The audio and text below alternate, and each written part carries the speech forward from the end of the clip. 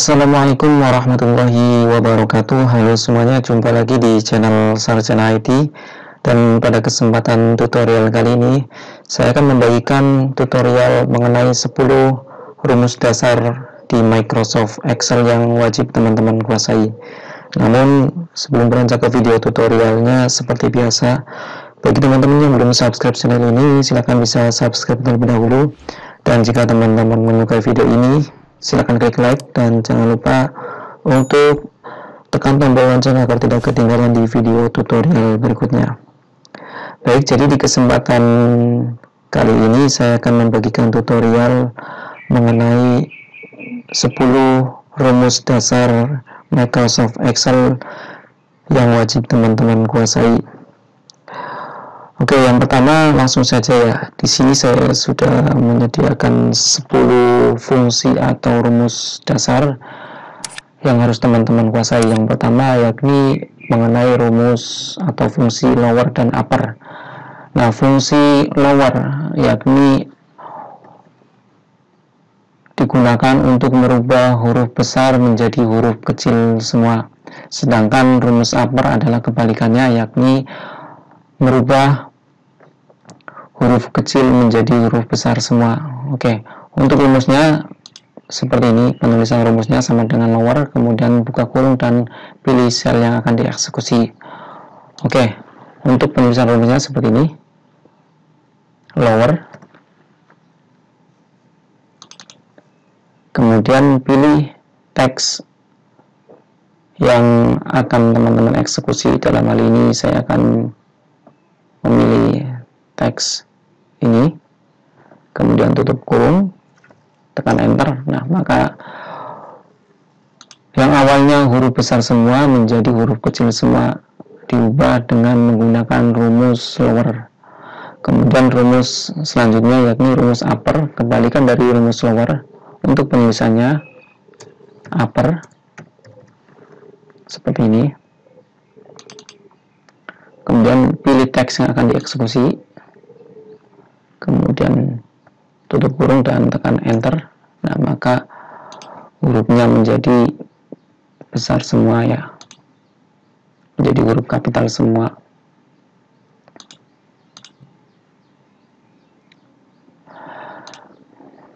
Baik, kemudian rumus yang selanjutnya yakni rumus proper. Rumus proper sendiri adalah untuk merubah awal kata menjadi huruf kapital atau huruf besar. Untuk penulisan rumusnya seperti ini, yakni sama dengan proper, kemudian pilih sel yang akan dieksekusi, proper, buka kurung, kemudian pilih teks atau kalimat yang akan teman-teman ubah di awal katanya menjadi huruf kapital, kemudian tutup kurung dan tekan enter. Maka huruf di setiap awal kata akan berubah menjadi huruf besar atau huruf kapital. Kemudian rumus yang selanjutnya yakni konta. Konta ini untuk menghitung jumlah data yang ada. Dari contoh ini, di sebuah tabel ada sebuah daftar nilai siswa, yakni terdiri dari nilai tugas, ulangan harian, dan UTS. Nah, dari kolom tugas ini juga ada data yang kosong ya, dari beberapa siswa. Begitu juga di kolom ulangan harian dan kolom UTS. Nah, untuk menghitung jumlah data yang ada, artinya jumlah data yang kosong tidak akan dihitung. Nah, rumusnya menggunakan konta ya, konta, kemudian eksekusi atau pilih sel yang akan dieksekusi, kemudian tutup kurung dan tekan enter. Nah, jumlah data yang ada yakni 7. Kita hitung 1, 2, 3, 4, 5, 6, 7 ya, 7. Nah, untuk kolom di sampingnya kita tinggal drag saja. Ini jumlah datanya ada 8 ya, kemudian ini ada 7. Kemudian rumus yang selanjutnya atau fungsi yang selanjutnya yakni fungsi sum. Fungsi sum sendiri adalah untuk menjumlahkan nilai pada sekumpulan data. Di sini contohnya ada sebuah nilai daftar, ya, daftar nilai siswa yang terdiri dari nilai tugas, ulangan harian, dan UTS. Nah, kita akan menghitung dari masing-masing kolom ini dengan menggunakan rumus sum, ya, sum, ya, seperti ini. Kemudian pilih area atau sel yang akan dieksekusi, tutup kurung dan tekan enter. Nah, maka akan muncul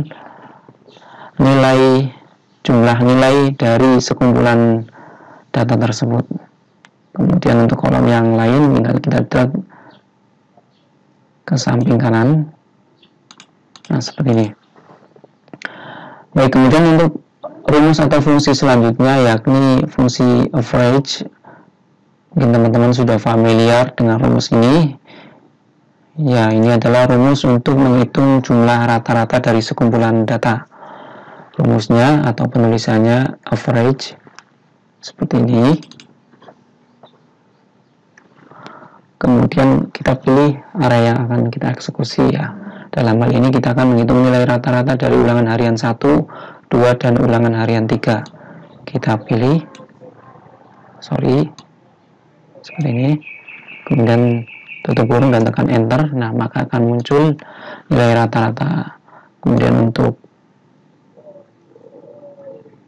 data siswa yang lain kita tinggal drag ke bawah. Nah, untuk membulatkan bilangan desimal ini kita bisa menggunakan rumus round, ya. Kita selipkan rumus round. Nah, seperti ini.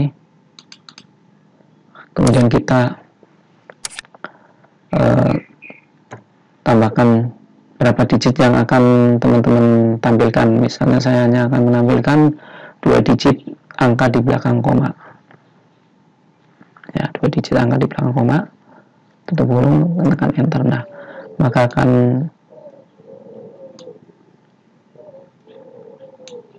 dibulatkan 2 digit angka di belakang koma dengan rumus round. Kemudian rumus yang selanjutnya yakni contif. Contif ini untuk menghitung jumlah data dengan kriteria tertentu, ya. Contohnya di sini ada data sekumpulan siswa, ya. Kita akan menghitung berapa jumlah laki-laki dan berapa jumlah perempuan. Nah, untuk menghitungnya dengan rumus contif.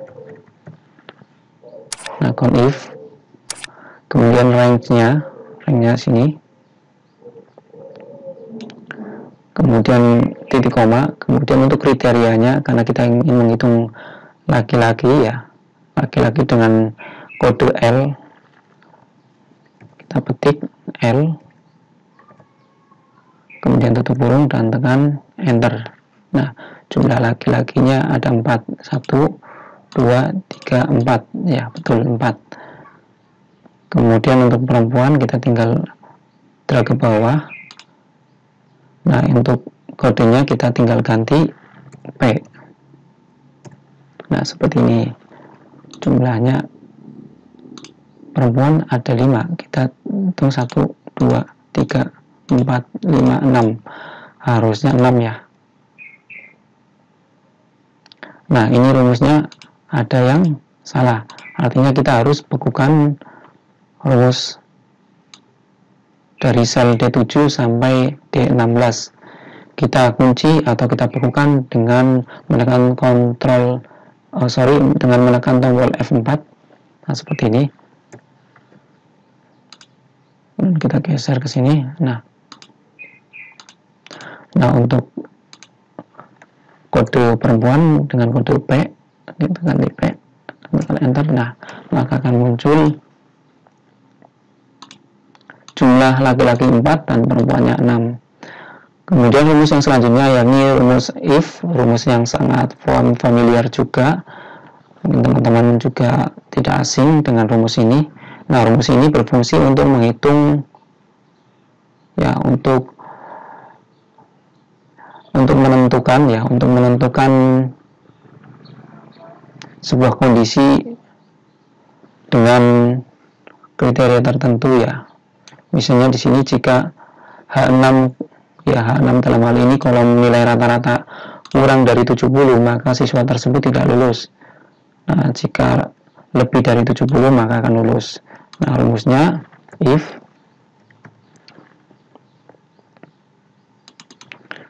Kemudian untuk logical testnya kita pilih di kolom rata-rata.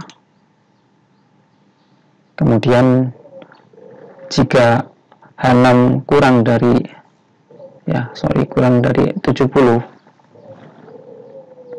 kemudian titik koma. Kemudian kita berikan pernyataannya. Jika pernyataan tersebut benar atau value if true, jika value-nya benar, maka siswa tersebut tidak lulus. Artinya jika nilainya di bawah 70, maka siswa tersebut tidak lulus. Titik koma. Dan jika nilainya tidak benar, maka lulus. Artinya jika siswa tersebut nilainya di atas 70, maka akan lulus. Nah, seperti ini. Kita tinggal drag ke bawah. Baik, seperti itu. Baik, kemudian rumus yang berikutnya yakni rumus atau fungsi dari VLOOKUP ya. Untuk VLOOKUP ini adalah bagaimana cara kita bisa mengambil sebuah data secara vertikal ya. Oke, di sini saya akan memberikan sebuah contoh. Ada sebuah contoh atau ada sebuah tabel ya, tabel dari daftar nilai siswa yang mana terdiri dari beberapa kolom mata pelajaran, yakni matematika, bahasa Inggris, bahasa Indonesia. Nah, bagaimana cara membuat VLOOKUP-nya? Yakni bagaimana cara mengambil sebuah data dari tabel yang ada ya. Misalnya ini ada data nama, saya akan isikan misalnya nama di baris ke-8 ya, baris ke-8 ini atas nama Irwansyah. Nah, bagaimana cara mengambil datanya dengan menggunakan rumus VLOOKUP? Nah, yang pertama untuk penulisan rumus VLOOKUP, yang pertama sama dengan ya, kemudian VLOOKUP. Nah, kemudian pilih sel ini, pilih sel ini sebagai lookup value-nya. Artinya kita akan memilih data di baris ke-8 ya, atas nama Irwansyah ini. Kemudian titik koma.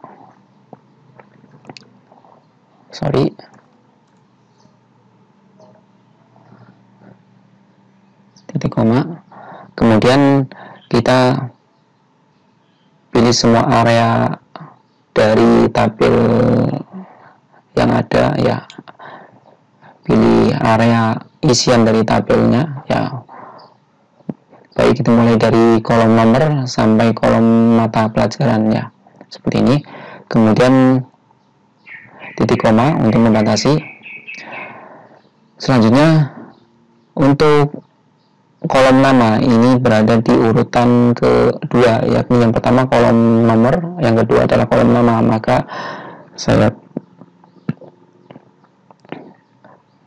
beri indeks atau angka 2 sebagai urutan kolom dari tabel tersebut.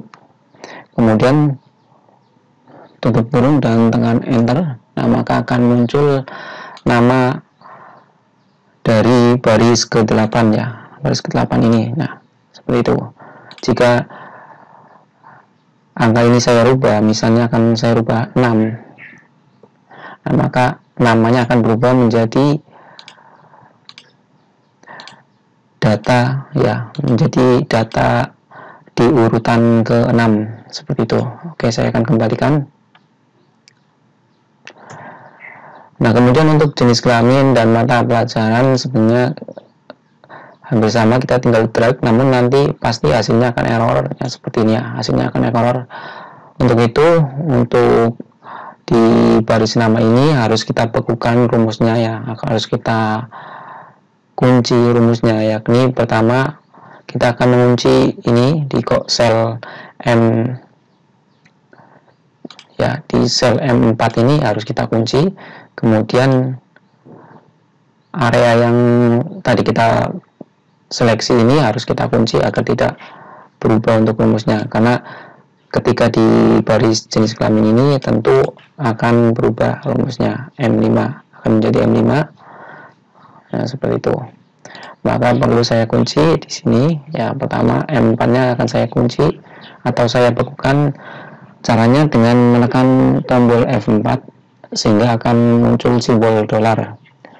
Kemudian pada rank dari area yang diseleksi, yakni dari kolom nomor sampai kolom mata pelajaran ini juga harus saya kunci atau saya bekukan agar formulanya tidak berubah. Nah, seperti ini. Jika sudah, tekan enter. Nah, kemudian tinggal drag ke bawah. Nah, namun ini hasilnya akan sama karena untuk indeksnya belum kita rubah ya. Nah, untuk jenis kelamin, jenis kelamin ini berada di kolom ketiga ya, baris ini berada di kolom ketiga, maka akan saya rubah indeksnya menjadi 3. Kemudian untuk matematika ini berada di kolom ke-4, maka saya rubah indeksnya menjadi 4. Kemudian bahasa Inggris berada di indeks ke-5 dan bahasa Indonesia berada di indeks ke-6. Nah, seperti ini. Jadi rumus lookup adalah untuk mengambil sebuah data secara vertikal dari sebuah tabel. Jika saya di sini saya rubah untuk barisnya ya. Misalnya saya rubah angka 9, artinya saya akan mengambil data siswa di urutan ke-9 ya, maka akan berubah semua untuk nama, jenis kelamin, kemudian nilai dari masing-masing mata pelajaran. Jadi seperti itu. Kemudian rumus atau fungsi selanjutnya yakni fungsi minimum dan maksimum ya. Fungsi minimum dan maksimum ya. Fungsi maksimum sendiri untuk menentukan nilai tertinggi atau terbesar dari sekumpulan data. Sedangkan rumus minimum untuk menentukan nilai terendah atau terkecil dari sekumpulan data. Nah, contohnya di sini ada sebuah tabel, saya ingin menentukan nilai tertinggi dan nilai terendah. Nah, untuk nilai tertinggi kita menggunakan rumus maksimum ya, seperti ini, max.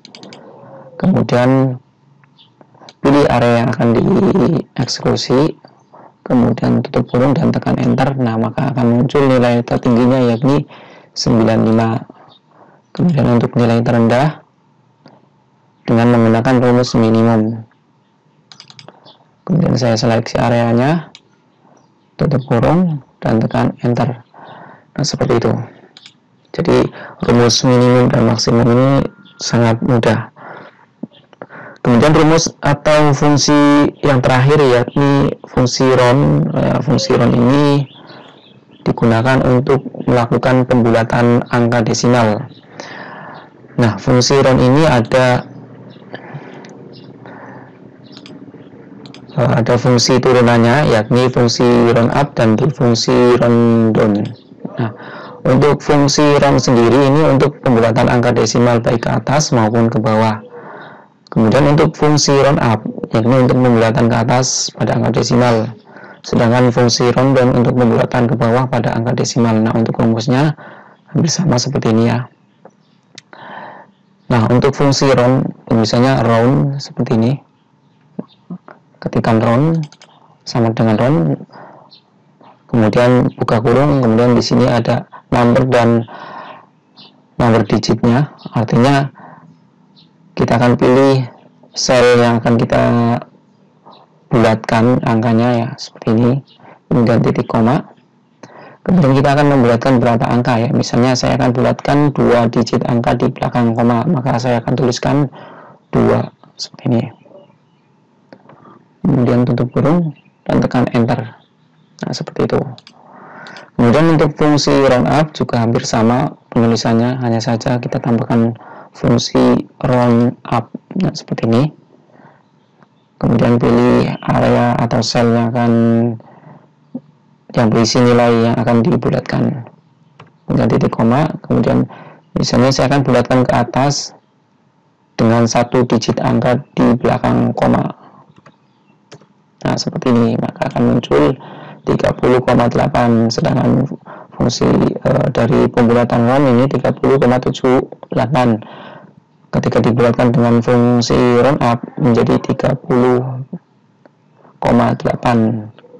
Kemudian saya akan bulatkan ke bawah dengan fungsi round down. Nah, seperti ini. Kemudian pilih areanya, titik koma, kemudian jumlah digitnya, misalnya saya akan bulatkan 1 digit angka di belakang koma, kemudian tutup kurung dan tekan enter. Nah, maka akan tampil pembulatan ke bawah dari fungsi rundown ya. Nah, seperti ini untuk pembulatan ke bawah menjadi 30,7. Nah, baik, itulah beberapa fungsi atau rumus yang wajib teman-teman kuasai, karena rumus ini adalah rumus dasar Excel yang nantinya pasti teman-teman akan selalu memakai rumus ini. Baik, mungkin itu saja untuk video tutorialnya. Semoga bermanfaat. Sampai jumpa di video tutorial berikutnya. Terima kasih atas perhatiannya. Assalamualaikum warahmatullahi wabarakatuh.